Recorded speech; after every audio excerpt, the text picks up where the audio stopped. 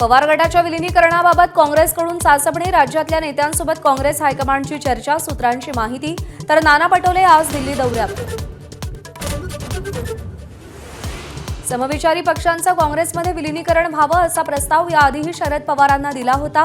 नाना पटोलेंचा युक्तिवाद, सध्या प्रक्रिया सुरू आहे आणि चर्चा मोठ्या प्रमाणात होती अशी माहिती.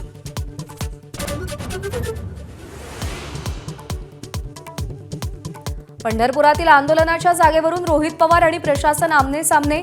आंदोलनाआधीच पोलिसांची नोटीस, तर शेतकऱ्यांच्या कर्जमाफीतील जाचक अटींवरून रोहित पवार आंदोलनावर ठाम.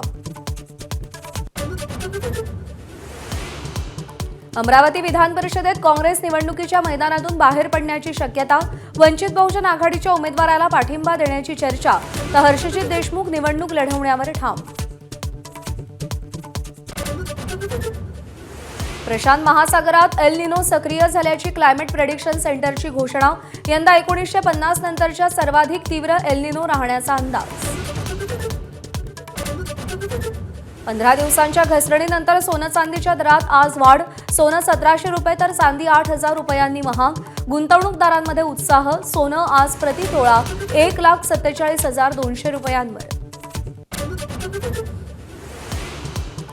इराण विरुद्धचं युद्ध थांबवलं, डोनाल्ड ट्रम्प यांची मोठी घोषणा.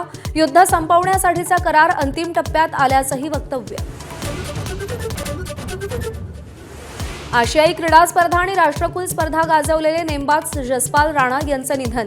9 सुवर्ण, 4 रौप्य आणि 2 कांस्य पदकं मिळवली. अर्जुन पुरस्कार आणि पद्मश्रीनंही गौरव.